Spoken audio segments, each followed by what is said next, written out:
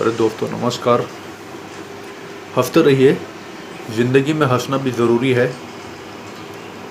सुनिएगा, संता ने तेज़ गाड़ी चलाकर 25 लोगों को उड़ा दिया।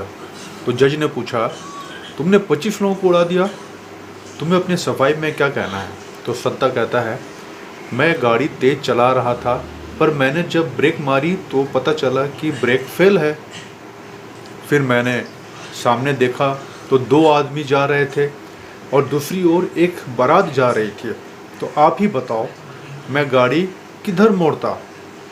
तो जज ने बोला, सिंपल सी बात है, जिस तरफ 2 आदमी थे नुकसान कम होता। तो संता बोला, बिल्कुल सही, मैंने भी यही सोचा, पर वो 2 आदमी मेरी गाड़ी देखकर बारात में घुस गए। एक बार बेगम कहती है, क्या चांद ला सकते हो? मियाँ बोले, कमरे में गए और कुछ चीज़ छिपा कर लाए और बेगम से कहा, आंखें बंद करो, और वो चीज़ बेगम के हाथ में रख दी। फिर आंखें खोलने को कहा। बेगम ने आंखों में उसके आंसू थे, क्योंकि उनके हाथों में एक आईना था जिसमें बेगम का चेहरा नज़र आ रहा था। तो बेगम बोलती, या खुदा, आप मुझे चांद से समझते हो? तो मियाँ बोले, नहीं, मैं तो आपको सिर्फ ये समझा रहा हूँ कि जिस मुंह से चांद मांग रही है वो सूरत कभी आईने में भी देख लिया करो। फिलहाल मियाँ हॉस्पिटल में है। बहुत पुरानी बात है। एक आदमी अपने परिवार के साथ जंगल में ही रहता था। उसने और उसके परिवार ने कभी आईना नहीं देखा था। अब जंगल में आईना तो होता नहीं, लेकिन एक दिन जंगल में उसे कहीं शीशा मिल गया। उसमें खुद को देखकर समझा कि उसके बाप की तस्वीर है, और वो उसे अपने घर ले गया और रोज़ बातें करने लगा। उसकी बीवी को शक हुआ कि ये किससे बात करता है। एक दिन जब उसका पति घर से बाहर गया हुआ था, तब उसने वो शीशा निकाला। खुद अपनी शक्ल देखकर बोली, अच्छा, तो ये है वो कलमुही जिससे मेरा पति रोज बातें करता है। उसने शीशा अपनी सास को दिखाया। तो सास बोली, चिंता मत कर, शुक्र मना, बूढ़ी है, जल्दी ही मर जाएगी।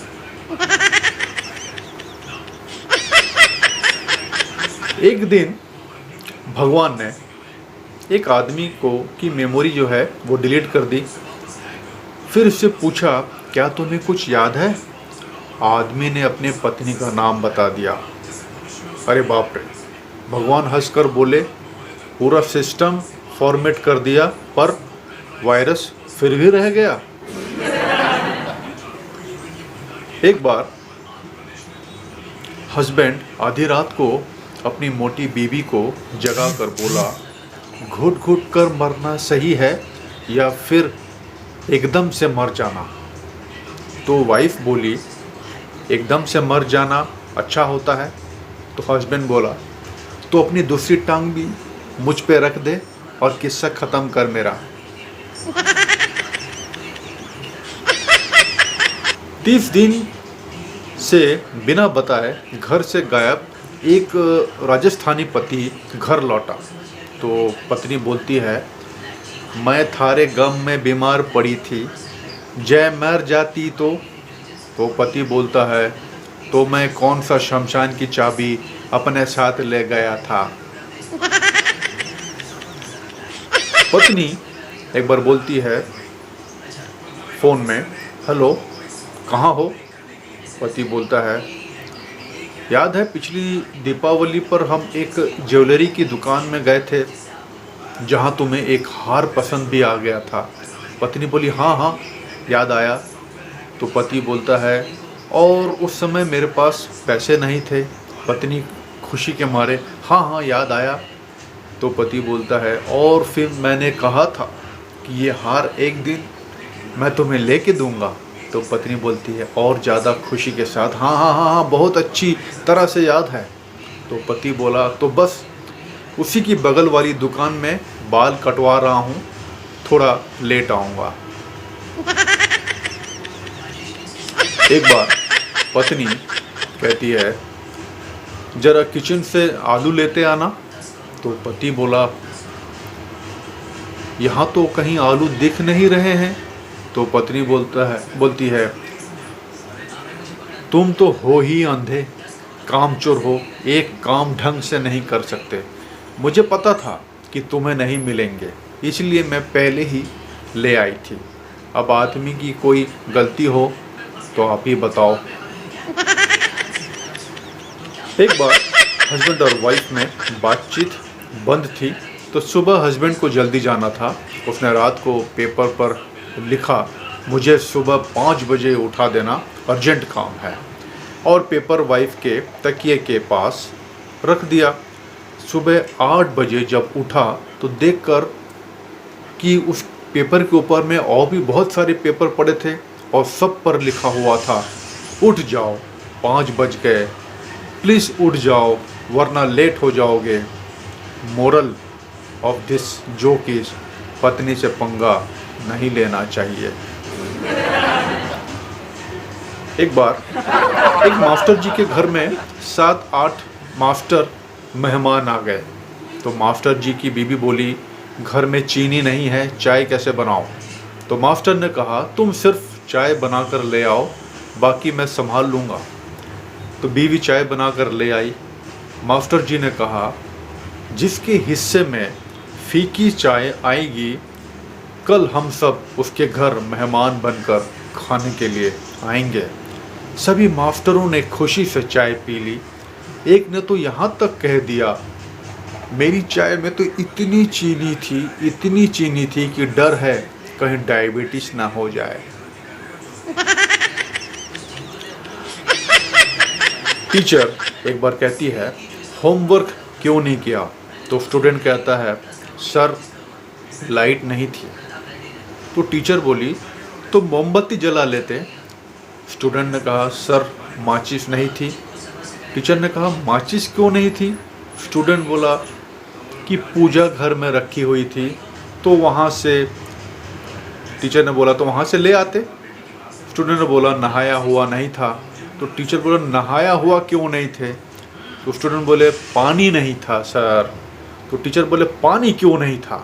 स्टूडेंट बोले, सर मोटर नहीं चल रही थी। तो टीचर बोले, मोटर क्यों नहीं चल रही थी। तो स्टूडेंट बोले, अरे उल्लू के पट्टे, बताया तो था लाइट नहीं थी। एक बूढ़ा बस में सीट पर अकेले बैठा था। तभी एक बुढ़िया आई और उसके बगल में बैठ गई। कुछ देर बाद बुढ़िया उस बूढ़े से बोली, अंकल जी कहाँ जा रहे हो। तो बूढ़ा चुप बैठा रहा। बुढ़िया फिर बोली, अंकल जी कहाँ जा रहे हो।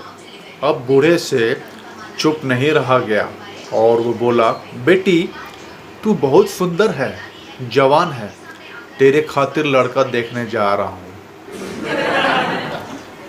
एक बार गुरुजी कहते हैं, बच्चों मुझे बताओ कि पहले जिस जगह का नाम मद्रास था, अब उसे किस नाम से जाना जाता है। तो बच्चा बोला, चेन्नई। गुरुजी, बिल्कुल सही जवाब। अब मुझे बताओ कि चेन्नई ये नाम क्यों रखा गया।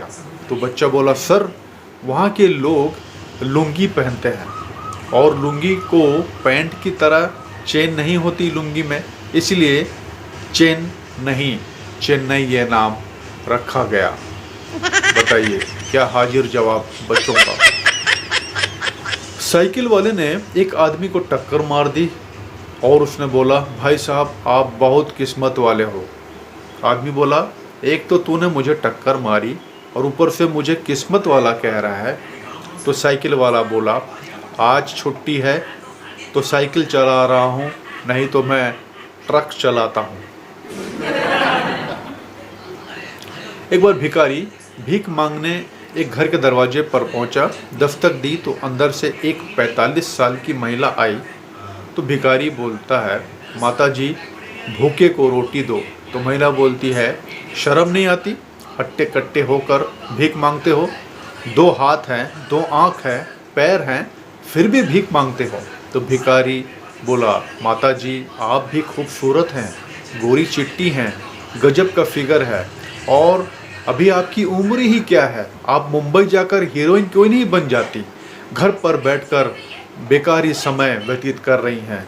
तो महिला बोलती है, जरा रुको, मैं अभी तुम्हारे लिए खाना लेके आती हूँ। एक बार एक फार्म का मालिक एक दिन सभी मुर्गियों से बोलता है, कल से सबको 2-2 अंडे देने हैं, जो नहीं देगा उसे मैं काट डालूंगा। अगली सुबह सब मुर्गियों ने 2-2 अंडे दिए, मगर एक ने सिर्फ एक ही अंडे दिए। मालिक ने इसकी वजह पूछी तो वो मुर्गी बोली, जनाब ये भी आपके डर से दे दिया, वरना मैं तो मुर्गा हूँ। ये होती है हंसी मजाक की बातें, क्योंकि जीवन में हंसना भी ज़रूरी है, इसलिए हंसते रहिए और खुश रहिए। धन्यवाद।